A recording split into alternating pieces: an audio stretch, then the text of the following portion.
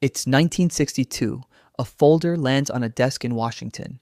Inside, a plan to kill American citizens on purpose and blame someone else.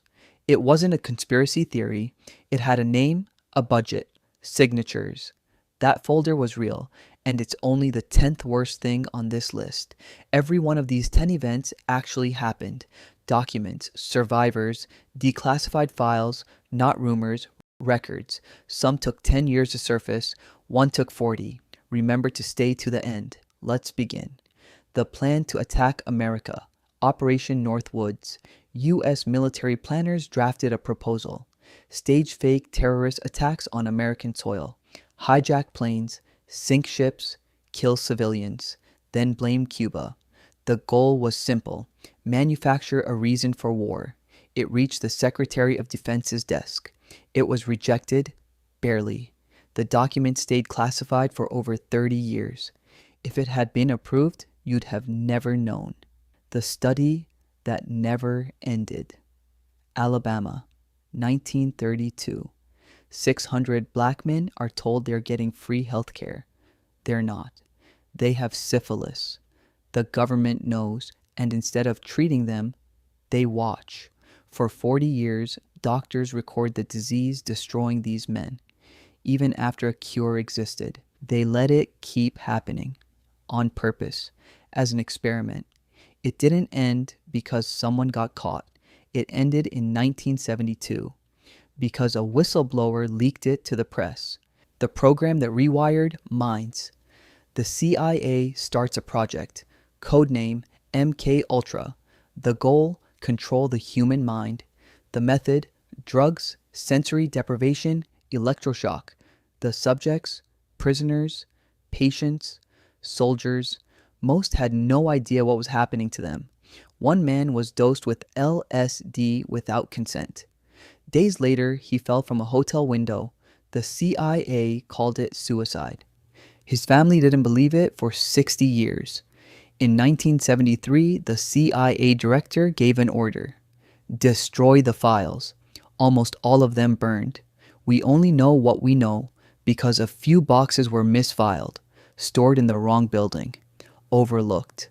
An accident is the only reason this story exists. The city that stopped existing, Soviet Russia. A nuclear waste tank explodes at a secret facility. Radioactive material spreads across hundreds of miles. Entire villages are evacuated overnight, told to leave everything: furniture, photos, pets. No explanation given. The facility wasn't on any map. The disaster wasn't in any newspaper. For 32 years, the Soviet government said nothing. Nothing to the public, nothing to the world. Some victims never found out what made them sick. It's still one of the worst nuclear disasters in history, and almost no one has heard of it. The attack that never happened. August 1964. The U.S. Navy reports an attack in the Gulf of Tonkin. North Vietnamese boats firing on American ships. Congress authorizes military force within days. The Vietnam War escalates. Tens of thousands of American lives, millions of Vietnamese lives. Here's the detail that came out later. The second attack, the one that triggered the escalation, never happened. Declassified tapes, decades later, confirm it. A war built on a report that wasn't true. The island they poisoned. Bikini Atoll, Pacific Ocean, 1946 to 1958. The U.S. detonates 23 nuclear bombs here. The islanders are told it's temporary, told it's for the good of mankind. They're moved to a smaller island, one with barely enough food to survive. One test, Castle Bravo, 1954, is far more powerful than predicted. Fallout spreads over inhabited islands that weren't even warned. Decades later, Bikini Atoll is still uninhabitable. The people were never able to go home. They are still displaced today. The files on your neighbors. The FBI launches COINTELPRO, a secret program to surveil and dismantle civil rights leaders, activists, and political groups. Wiretaps, fake letters, planted informants, designed to create paranoia inside movements, to turn allies against each other. Martin Luther King Jr. was a target. So were hundreds of ordinary Americans whose only crime was organizing. It ran for 15 years. It only stopped because a group broke into an FBI office and stole the files themselves. Not a hearing, not a leak from inside. A burglary is what ended it. The woman who had proof. Karen Silkwood works at a nuclear fuel plant. She starts gathering evidence, safety violations, contamination cover-ups, falsified records. She's contaminated with plutonium twice, under suspicious circumstances. On November 13th, she's driving to meet a journalist, a folder of documents on the passenger seat. Her car runs off the road. She's killed. The documents are never found. The official report says she fell asleep at the wheel. Her family didn't believe it. Neither did a lot of other people. We still don't know what was in that folder. The city that kept going to work. April 26th, 1986. Chernobyl. Reactor 4 explodes. The nearby city, Pripyat, 50,000 people, isn't evacuated, not for 36 hours.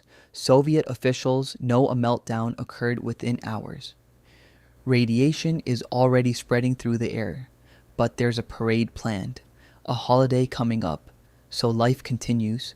Children play outside, people go to work, fishermen fish in a river turning radioactive.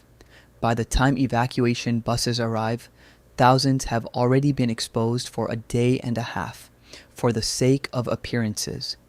Every story on this list has one thing in common. The people in charge knew, and they decided silence was safer than the truth.